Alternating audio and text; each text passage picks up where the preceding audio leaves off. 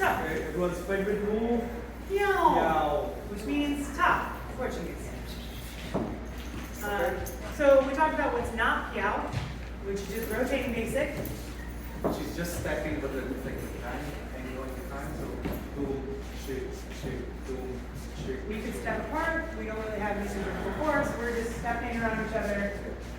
We could change directions, not piao. There's not like the axis foot, which is usually the right foot. You don't need to just walk, you can just step around. You can take both of them off the ground, step it, it's perfectly fine. It's working. So what a piao is we have a bit of centrifugal force as we go around. We talk about we can either do it from double closed position or closed. But we really want to make sure that follows, especially if we're practicing like this, the follows are being held by the bottom of the shoulder blades. We're not up here. We don't want any of this. We want follows to be able to have keep their shoulders down. I'm tilting back just a little bit. I'm not sending my hips forward. I'm just ever so slightly angling my upper body back and sending my shoulders into my leads hands. So you should feel like a full feeling of your hands leads. It shouldn't be like an airy gap connection here. You should really feel the meat of my follows. Okay. And as leads, because you usually be the one connected to follow, try to use the engagement of your lats or the connection rather than your biceps. Because you tie your biceps very quickly.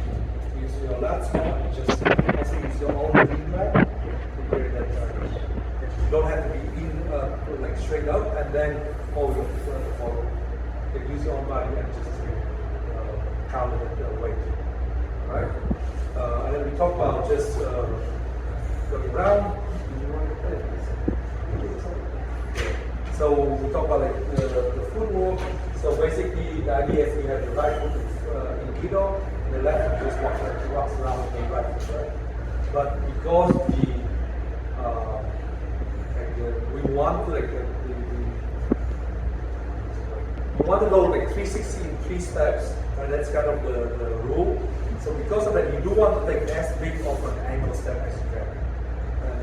And that means that every time you take a step, you want it to go almost around your partner's back, right back heel.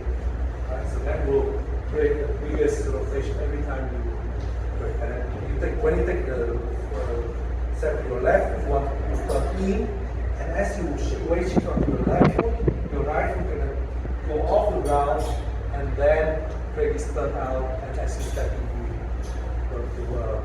into a turn out, and then you can step into a turn in.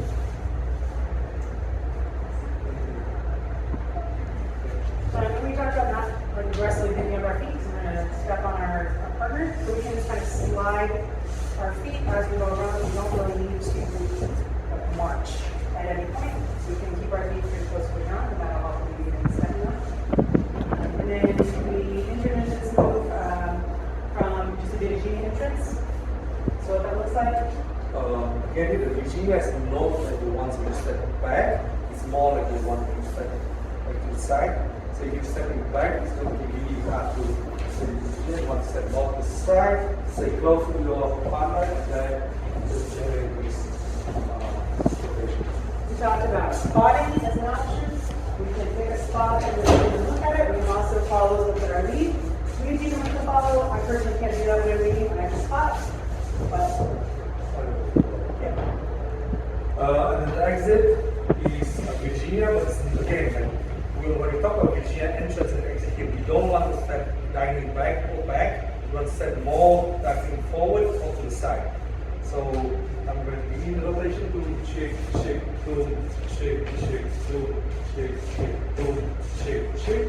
And here instead of stepping back, I'm stepping again, just around, around, around, and then here I'm going to allow my body to open, and then the last step is going to be forward. So if you look at the side, I'm not going to just do a clean, straight Virginia, it's going to be more of a 90-degree Virginia.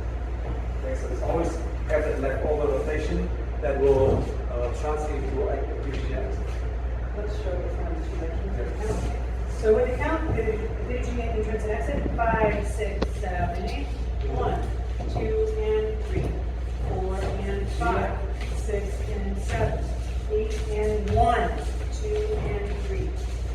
decided already on the 1 or the 5 that we're going to do the VGB exit. So from another angle. 1, 2, and 3, 4, and 5, 6, and 7, 8, and 1, 2, and 3. So there's always a little bit of rotation to the left, even on the 1 to n, that even though we're facing the other direction, we actually need to put like 180 VGI exit towards US. So always keep a little bit of that momentum left and to redirect it to a bigger than just a normal VGI. We also talked about just to remember what the feels like. We talked about this exercise, which is just to get that sensation, which is just remembering what this feels like. It's kind of what feels like when it's done. We also said to not use your please don't create a shape of this shape for your VGI. Only one thing is the ring of the upper body, the chest. We're not. Just a little. Yes.